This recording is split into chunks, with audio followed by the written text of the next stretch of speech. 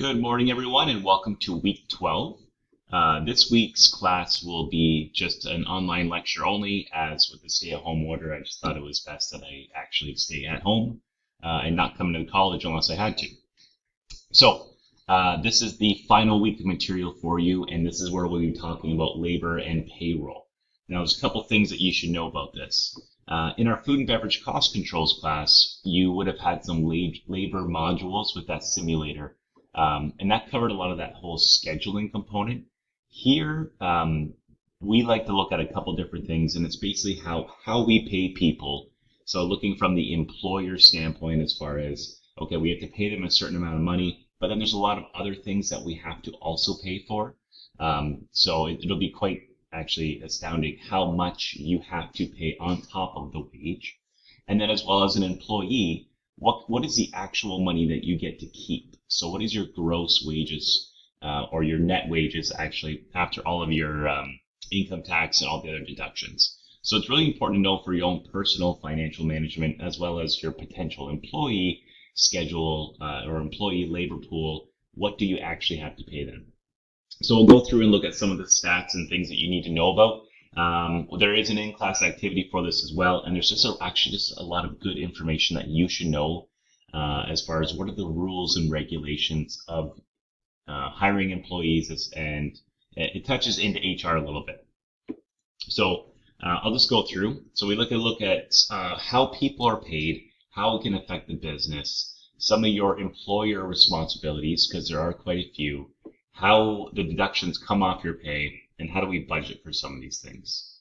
So a couple things that you need to know about, and I do see this happen a lot, specifically with students who don't know some of the rules, and even more specifically with some international students who are just sometimes happy to have a job. They don't want to, get anyone upset by saying these are not the rules. So there are daily and weekly work amounts. So an employee should not have to work more than 8 hours a day without overtime unless they otherwise agree to it. Now, if your employer wants you to work 10 hours and you want the money, then there isn't an issue. But by law, unless you have agreed to not getting overtime, you should be entitled to that. I'm not saying that you should go ask your employer for overtime if you're working that shift and it goes into that 9th and 10th hour, but just be aware this is the way it should work. Employees will also not work more than 44 hours a week without overtime unless they otherwise agree to it. Sometimes in our seasonal jobs, we'll work 60 hours a week without overtime. I don't think that's right. I think if you work over 44, you should get paid time and a half overtime for all those hours after. I don't think that we're meant to work more than 60 or 50 hours a week. There's more to life than that. So 44 hours in a week without overtime unless otherwise agreed to. And also some seasonal places will say, okay, we'll hold those hours back. So when we do close in the off season, we'll pay you that money. That I'm okay with.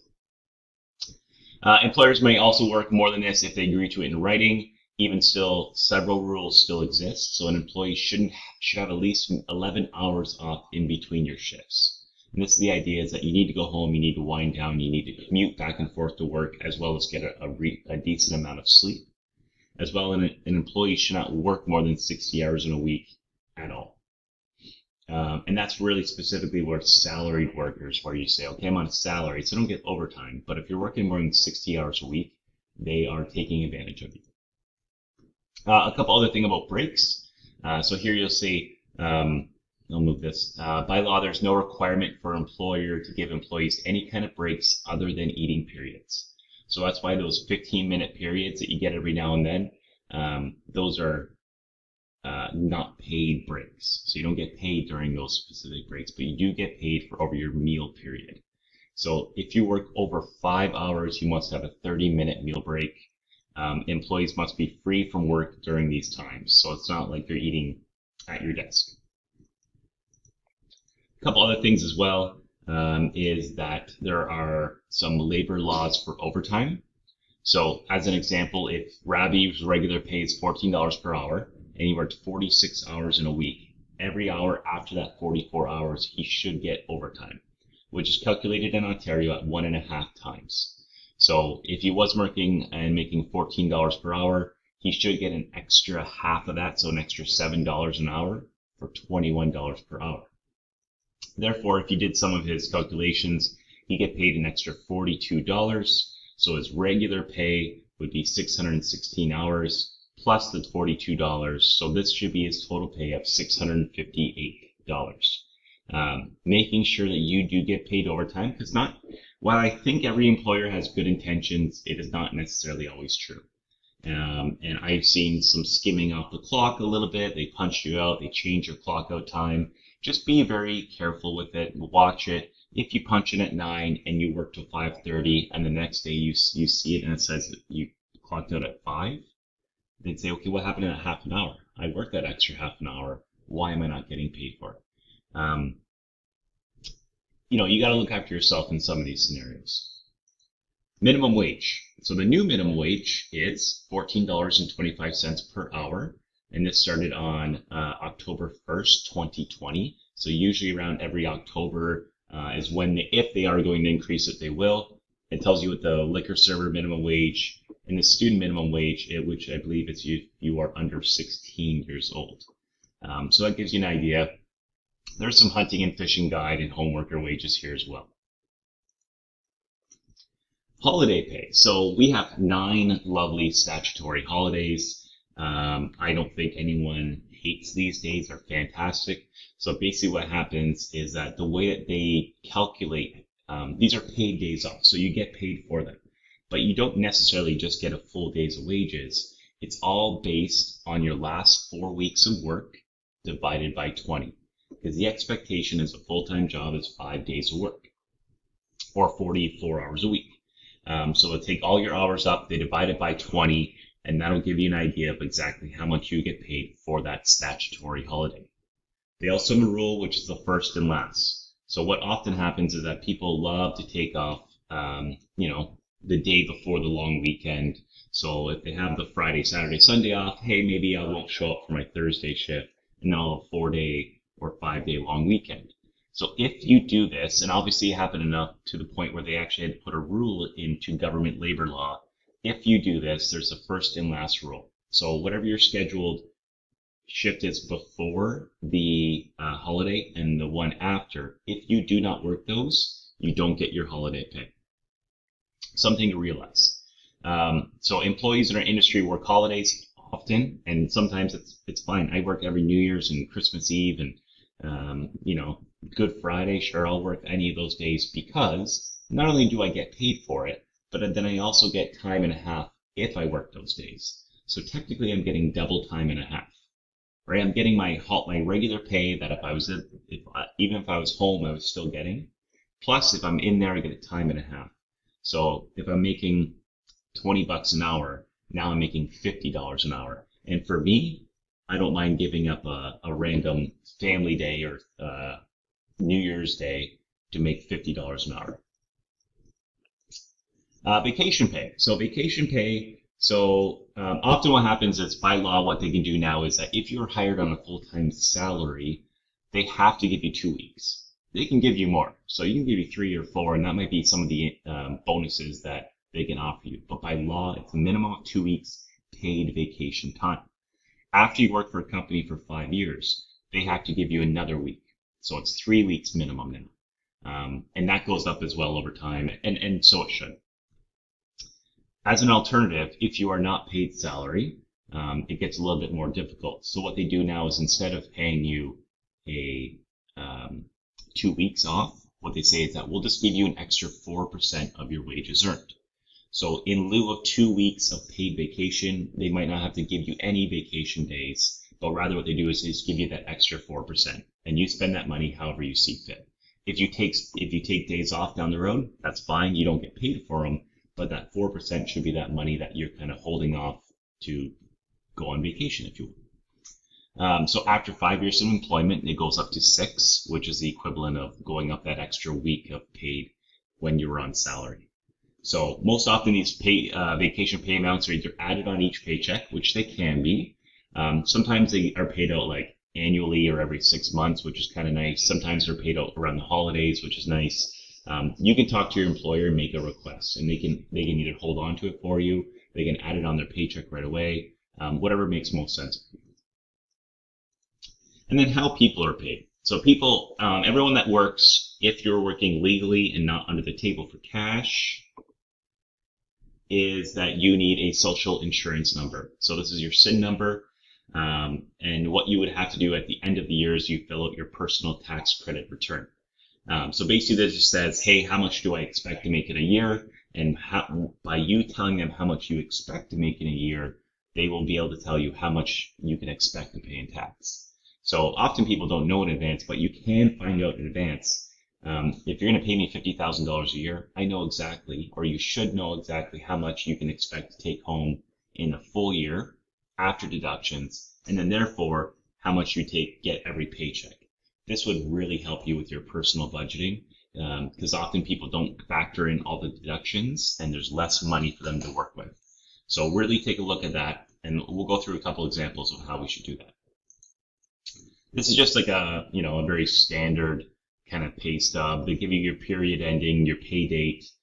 They tell you how many hours that you worked and at what rate did you work, and some of the deductions that are on here. Now there can be a lot of deductions. So CPP is Canada Pension Plan, EI is employment insurance. EI this year has been crazy. Everyone's been taking EI. Many people for years and years paid into it. We're often wondering, why am I paying this money into this thing? I'm never going to really use it. Now they're seeing why they've been using it. Income tax, union dues, there might be a life insurance policy. You might have benefits, which is long-term disability. You might have a Canada savings bond. So sometimes you can invest some of your money through your company into retirement savings. So that's great. So these are all great things that you can take advantage of. And I recommend once you find your home, you find your spot that you'd be working at a lot, look into it and see what you can do. It might be worthwhile for you.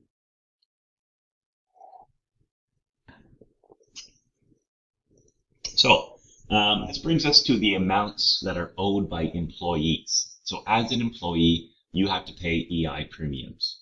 So there's a certain amount that you pay. It's deducted from every paycheck. And what happens is this goes into a big account with the government. And when you need to draw from that money, you are able to. So employee must pay 1.5% or 1.58% of their earnings to EI. So if you make $40,000 a year, it's $632 a year that you pay. It's not a whole lot. It is a little chunk, and you will notice it over time. An employee must pay 1.4 times the amount that you pay. So they would take that, okay, if they're paying $632 as an employee, then what you, as an employer, you would have to pay 1.4 times the amount of that, which is $884 in this scenario. The maximum any employee can pay, or employer, is $856.36. So this maxes out if you make more than $54,000 in a year, you will max out on your EI premiums. Okay.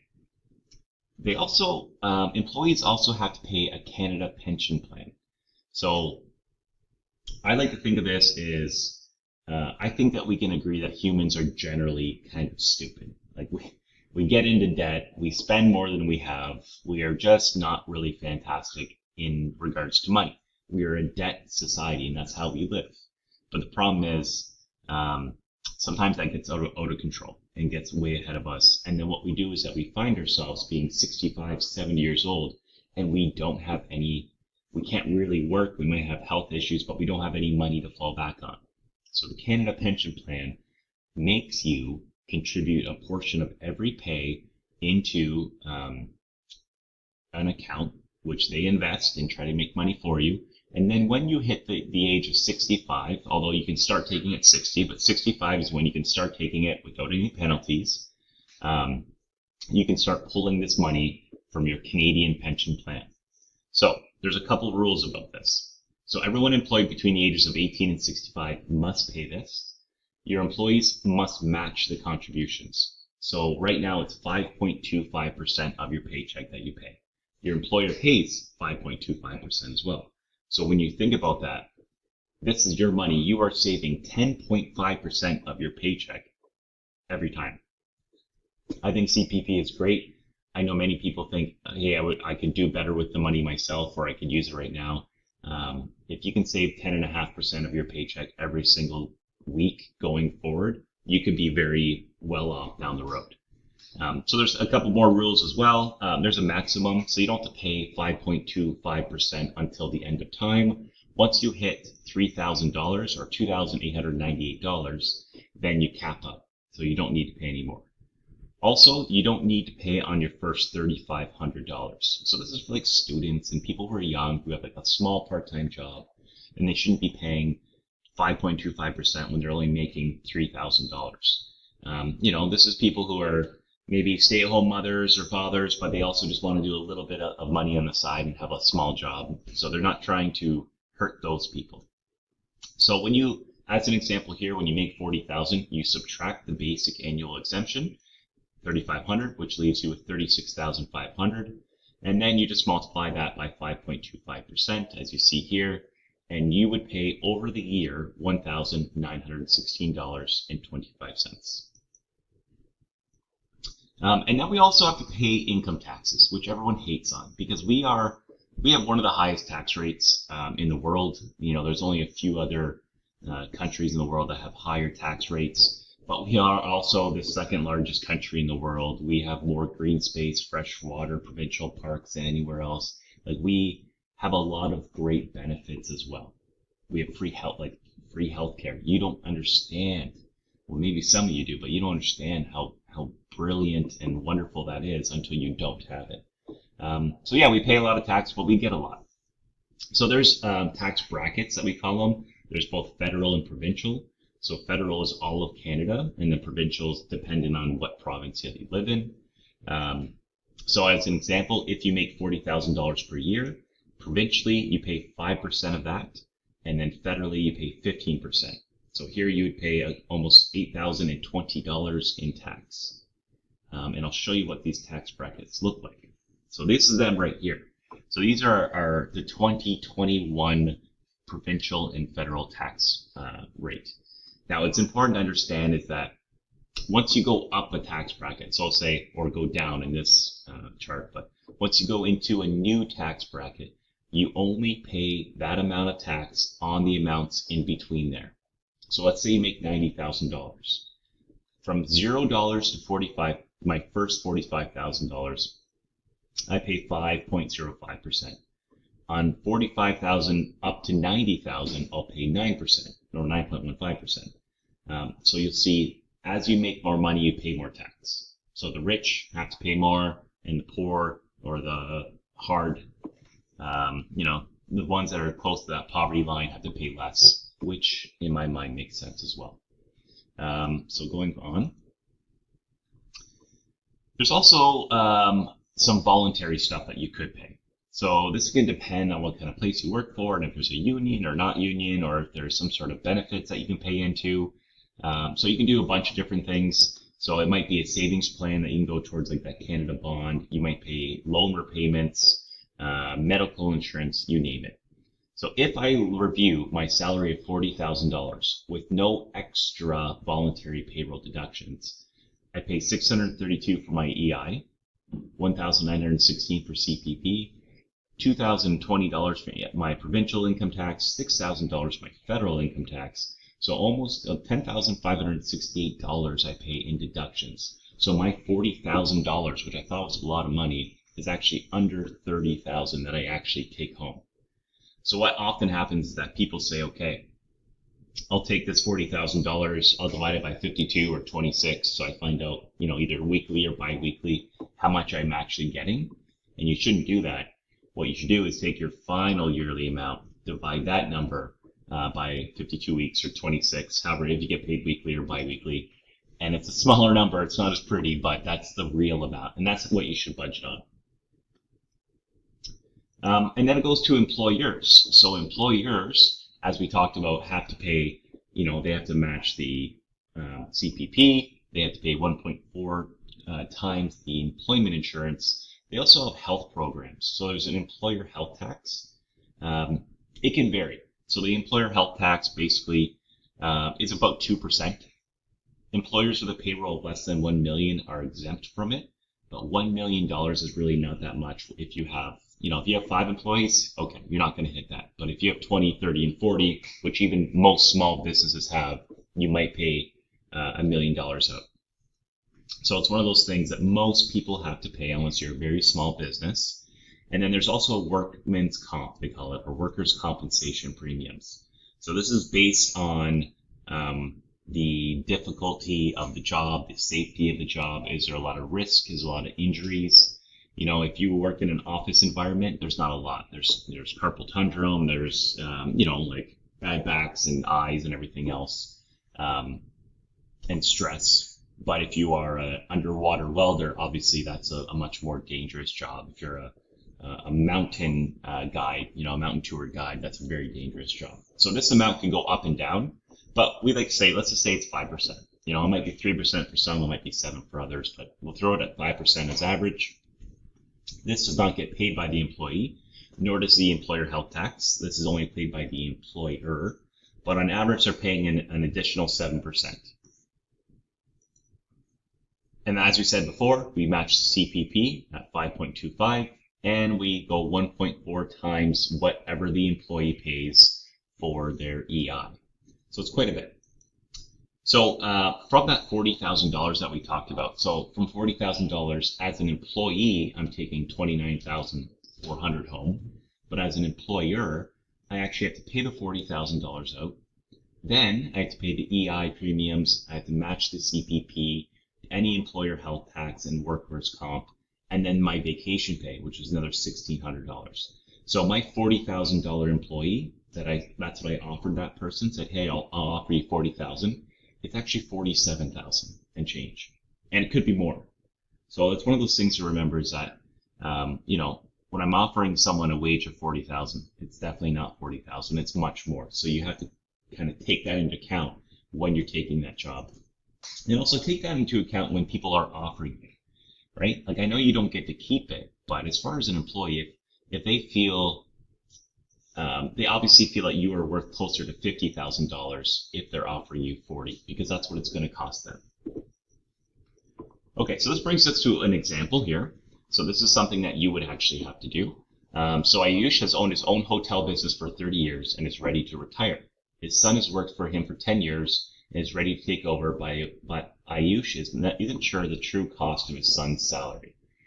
What would a $70,000 salary look like for true cost to Ayush and the hotel?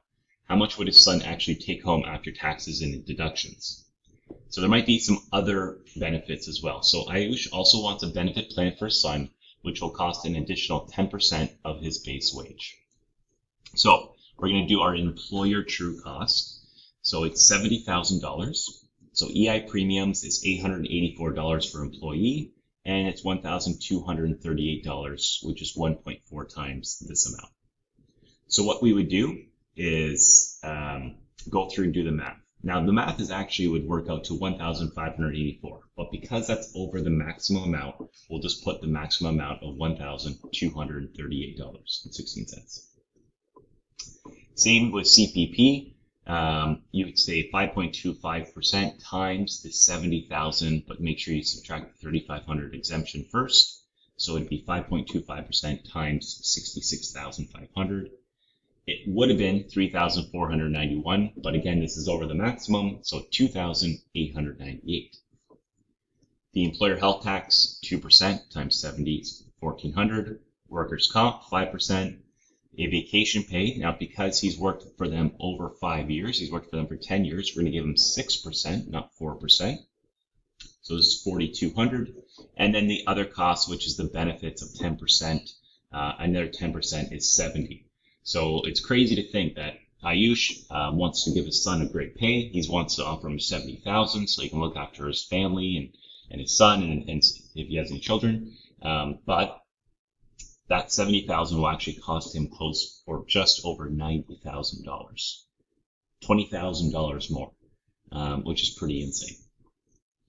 Okay, now we also want to look at what does Ayush actually take home, or sorry, what does his son actually take home? So what you would do is that you would break down his $70,000. So you see we got 70,000, and what you need to do is kind of split that 70 amongst the different tax income brackets. So from 0 to 45,142, we multiply by 5.05, which is 2,279. And then from 45,142 to 70,000. Okay, so here we've done the math. We said this is his max wage. We subtract what we've already taxed. So we already taxed that amount at 5%. So whatever's left over, we'll tax at 9.15. And this is 2,274. So anyways, provincially, 4,500 or so is what he will pay off that 70. Federally, and this is a little bit higher because this also encompasses all of the health tax, the hospitals, the roads, you name it, paying for government. It's 15% from 0 to 49,000, and it's 20.5% from 49 to 98. So this first chunk will be 7,353. We'll take his base wage and subtract what we've already taxed up here, the 49,000, and we're left with 44,309 or 9 cents. So we add those together, and his federal tax rate is 11,653. So you can see here he's starting to really pay a lot of money. $70,000 is where he starts. He maxed out his CPP and EI, so 884, 2898. His income tax levels. Now he doesn't have to pay that extra 10%, just the employer has decided that he's going to pay it. So he has no additional. But even still, with no additional income or deductions, from his $70,000, he's only keeping about $50,000. So he has a 71.44% net income. Therefore, he was taxed pretty close to 30%. So he doesn't keep about 30% of his pay. At the college, I'll give you an example with myself. I make a very nice amount of money. It's a great job, and I'm never going to complain about it. But my deductions are very high. So I pay 14.5% into a pension plan. Now, the teacher's pension plan is very nice. It's almost 15% of my pay goes into that. So I take home often about 50% of my actual paycheck. When I do retire in 30 years, it will be great. But until then, it's a lot of money taken off. So it's one of those other deductions that I pay union dues, which are 2 or 3%. I pay 14.5% into pension plan and long-term disability and all that. And then also for Sarah, I pay for all her health plans. So it adds up, right? So there's other deductions, of course, workplace pensions, and there's dental and medical, and like even at gym pass. So I used to go to the gym, obviously not anymore, as you can tell. But I used to go to the gym at Georgia College, so I paid into the Georgian College gym pass. So those are things as well that you can do. So the in-class activity is right here. So this is it here. Let me just zoom in a bit so you can see it a little bit better. So this one here is a nice hefty pay rate. So, but this is also one of those higher positions that hopefully I hope all of you get one day. So this is a company called Lifford Wines. So they sell a lot of wines, mostly out of Australia. Laura has recently negotiated a pay raise with her company. She'll be assuming the role of the Chief Operating Officer, and it comes with many perks. Her starting salary will be $200,000. On top of this, Laura is allowed to contribute up to 10% of her wage into a pension plan, which she will take advantage of. The employer must match the same 10%. So if an employer is ever going to match this kind of stuff for you guys, take it right away. You are doubling your savings without doing anything. Just take it, find out how to spend it, or find out how to save that money and pay into it. It's well worth it. It's the best investment you can get. The company also offered her a great benefit and health package, which is valued at $40,000, complete both what Laura can expect to take home, as well as how much Lifford Wines will be paying her. So what you'd go through is you go through all of the different amounts. Again, because she's paying her max $200,000, we know right away that she's going to max out on her EI and CPP. So this shouldn't be very difficult. You can just put the maxes in there. The employer, workman's comp, 4 to 6% of vacation pay. So that's up to you. You figure out how long she worked for them. And then if there's other costs here as well. So they can be a percentage amount or they can be a dollar amount. And I think we've said that there's not only going to be a $40,000 amount, but a 10% of $200,000. So you put those amounts in there. and I've kept the cells separate so you can both put those in. And then what you also do is take her $200,000 and split it up amongst the 4 different income brackets, provincially, and the 4 of the 5 federally as well, and find out how much taxes she would pay. And then at the very end, employee net income. So this is just taking the numbers that you've already done and throwing them in here to find out how much does she actually make after all of her deductions. Now, I don't know if I want to spoil the answers for you. There are answers here for you, so you can go through and look at them. But it's also really fun to kind of go through all this and find out, hey, if I ever make $200,000, or if I ever have to pay someone $200,000, what can I actually expect to have to pay? Okay, so that's it for today. Go through this. The in-class assignment, or the test and the assignment package, are very, very similar to what we're looking at here. Same form, just different information and bases on the top here. So go through that. Have fun this week. I'm sorry I'm not going to be live, but if you do have any questions, please email me. Let me know. I'm here to help. This Sunday coming up at midnight, assignment package 3 is due. And then next week, either on Monday or Wednesday, whenever your class is, you will have your test. I will keep it open for all 3 hours, and you will see exactly what we've already looked at here. So the questions will mimic the assignment package, just different numbers and maybe a little more complicated, maybe more critical answer kind of style questions like observation questions, and then some multiple choice or true and false as well. Happy Monday, everyone. I hope you're enjoying this rainy day in Pizzaville, and we will talk soon.